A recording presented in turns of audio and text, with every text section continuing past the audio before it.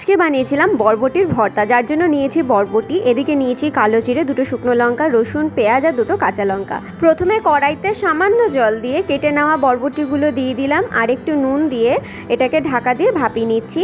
এখানে 60% মতো সিদ্ধ হয়ে গেছে বরবটিগুলো। এবার এগুলোকে নামিয়ে একটু ঠান্ডা করে নেব। ওদিকে কড়াইতে আরেকটু সর্ষের তেল দিয়ে তার মধ্যে একে একে শুকনো লঙ্কা, গোটা রসুন আর পেঁয়াজ কুচি দিয়ে ভালো করে ভাজা ভাজা করে তুলে রেখে দেবো। এগুলোকেও একটু ঠান্ডা করে নিচ্ছি।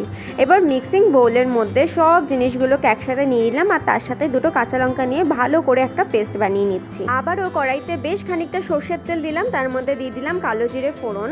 ভর্তায় তেলটা একটু বেশি লাগে। এবার বরবটি বাটাটা এর মধ্যে দিয়ে তেলের সাথে ভালো করে মিশিয়ে নিচ্ছি। এরপর এর মধ্যে দেবো স্বাদ অনুযায়ী অল্প পরিমাণ নুন এবং অল্প করে একটুখানি চিনি। ব্যাস, তারপর আবার স্লো ফ্লেমে ভালো করে নাড়িয়ে চাড়িয়ে একটা ঘন টেক্সচারে নিয়ে আসতে হবে। ব্যাস, তাহলেই রেডি বরবটির ভর্তা। যারা বরবটি খেতে পছন্দ করে না, এই ভর্তাটা একবার ট্রাই করতে পারেন।